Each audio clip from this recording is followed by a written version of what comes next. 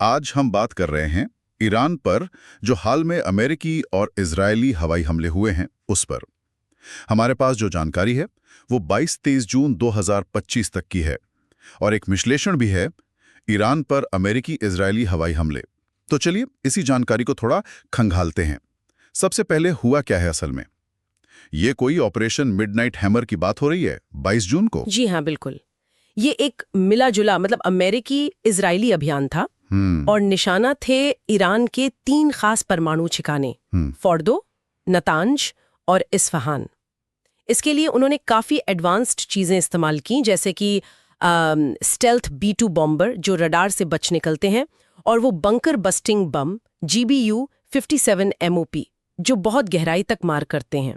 और हाँ, पनडुब्बियों से छोड़ी जाने वाली टोमाहॉक मिसाइलें भी थीं। अच्छा, लेकिन अमेरिका का कहना है कि ये बस एक बहुत सटीक ऑपरेशन था, सिर्फ परमाणु क्षमता पर निशाना, सरकार बदलने की कोशिश नहीं। पर नुकसान कितना हुआ इस पर कुछ साफ है। यहीं पर थोड़ी उलझन है। देखिए, ईरान कह रहा है कि हाँ, सतह पर नुकसान हुआ है, पर जमीन के नीचे जो सीसा है वो ज्यादातर ठीक है। दूसरी तरफ अमेरिकी अफसरों का दावा है कि असर बेहद गंभीर है। तो सच शायद कहीं बीच में हो, या दोनों पक्ष अपनी कहानी गढ़ रहे हो। जाहिर है ईरान की प्रतिक्रिया तो बहुत तीखी रही होगी। बिल्कुल, उन्होंने हमलों की जोरदार निंदा की है और कहा है कि जवाब जरूर देंगे।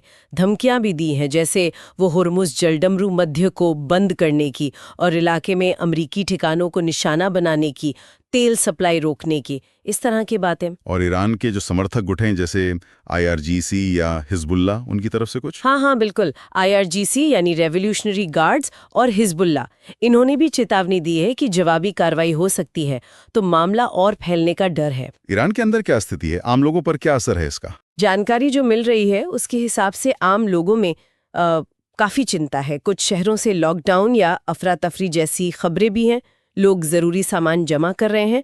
शायद डर है कि हालात बिगड़े तो चीजों की कमी ना हो जाए। और दुनिया भर से कैसी आवाजें आ रही हैं? क्या सब एक तरफ है? नहीं, बिल्कुल नहीं। प्रतिक्रियाएं काफी बटी हुई हैं। देखिए, ऑस्ट्रेलिया ने तो हमलों का समर्थन कर दिया, लेकिन चीन, रूस और संयुक्त राष्ट्र ये सब कह रहे हैं कि संयम बरतें, बातचीत करें, कूटनीति पर जोर दे रहे हैं। यूरोप के देश भी, वो भी तनाव कम करने और बातचीत फिर से शुरू करने को कह रहे हैं। तो अब आगे क्या? ईरान जो जवाबी कार्रवाई की बात कर रहा है वो कितनी गंभीर लगती है? देखिए, संभावना तो काफी ज्यादा है। उनके पास कई रास्ते हो सकते हैं।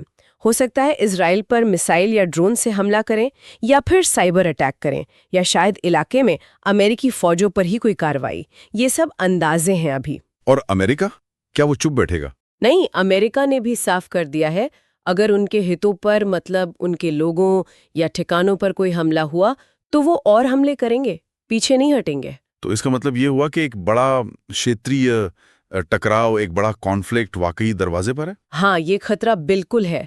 और अगर ऐसा होता है तो इसका असर सिर्फ उस इलाके तक नहीं रहेगा। तेल की कीमतें सोचिए कहाँ जाएंगी। दुनिया भर में शिपिंग के रास्ते बंद हो सकते हैं। पूरी वैश्विक अर्थव्यवस्था हिल सकती है। और ये स्थिति बहुत तेजी से बदल रही है, ये भी ध्यान देने वाली बात है। और ये पक्का है कि 22 जून 2025 को अमेरिका सीधे तौर पर इस संघर्ष में शामिल हो गया। ये एक अहम बात है। तो अगर हम संक्षेप में देखें, अमेरिका और इजरायल ने ईरान के परमाणु ठिकानों पर हमले किए, ये पक्की खबर है।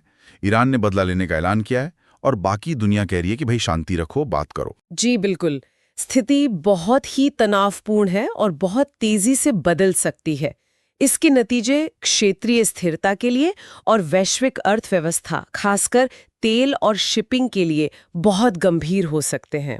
और आखिर में एक बात सोचने वाली है, इस सारी जानकारी को देखते हुए आने वाले हफ्तों में जो सीधा फौजी टकराव है उसके अलावा और कौन से ऐसे असर हो सकते हैं, शायद जो भी दिख नहीं रहे, जिन पर दुनिया को ध्यान देना पड़ेगा? हाँ, ये जरूरी सवाल है। शायद आर्थिक दबाव, या फिर प्रॉक्सी गुटों के जरिए लड़ाई का फैलना, या कोई और अनप्रेडिक्टेड मोड। इस पर नजर रखनी